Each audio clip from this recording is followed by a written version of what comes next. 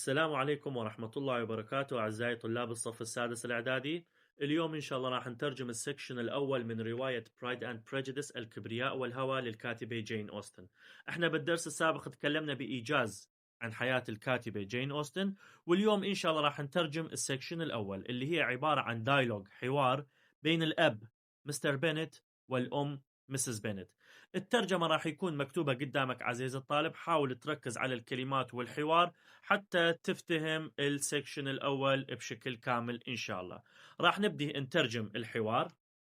What is his name? Mr. Bennet asked his wife. Bingley, replied Mrs. Bennet. Is he married or single?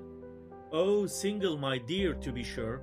A single man of large fortune, 4,000 or 5,000 a year. What a fine thing for our girls. What do you mean? My dear Mr. Bennet, replied his wife, how can you be so tiring? You must know that I'm thinking he could marry one of them. Is that his plan to live here? Plan? Nonsense. How can you think he would want to live here? But it is very likely that he may fall in love with one of our girls, and therefore you must visit him as soon as he comes. I see no reason for that. You and the girls may go, or you may send them by themselves, which perhaps will be even better, for as you are as beautiful as any of them, Mr. Bingley may like you the best of them all. My dear, you flatter me.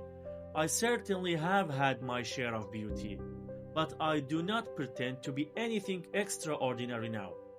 When a woman has 5 grown-up daughters, she ought to give up thinking of her own beauty.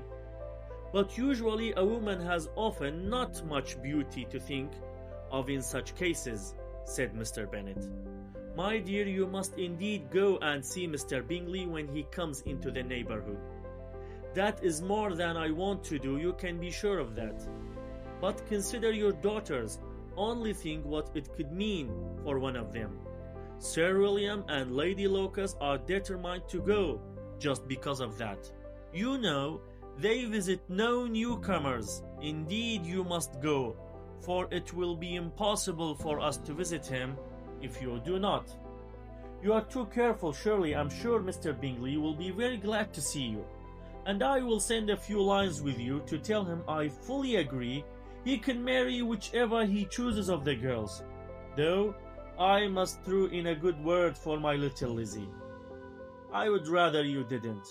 Lizzie is not a bit better than the others, and I am sure she is not half so beautiful as Jane, nor half so good-humored as Lydia, but you are always giving her the preference. Well, that is because our other daughters are all silly and ignorant, like other girls, Mr. Bennet replied. But Lizzie is quicker than her sisters. Mr. Bennet, how can you speak of your own children in such a way? You must find it funny to embarrass me. You have no sympathy for my poor nervous. You're wrong, my dear. I have a high respect for your nervous. They are my old friends. I have heard you mention them a lot these last 20 years at least. Ah, you do not know what I suffer. But I hope you will get over it, and that you live to see many young men who win 4,000 a year like Mr. Bingley, who will come into the neighborhood. It will be no use to us if 20 such should come, since you will not visit them. You can be sure, my dear, that when there are 20, I will visit them all.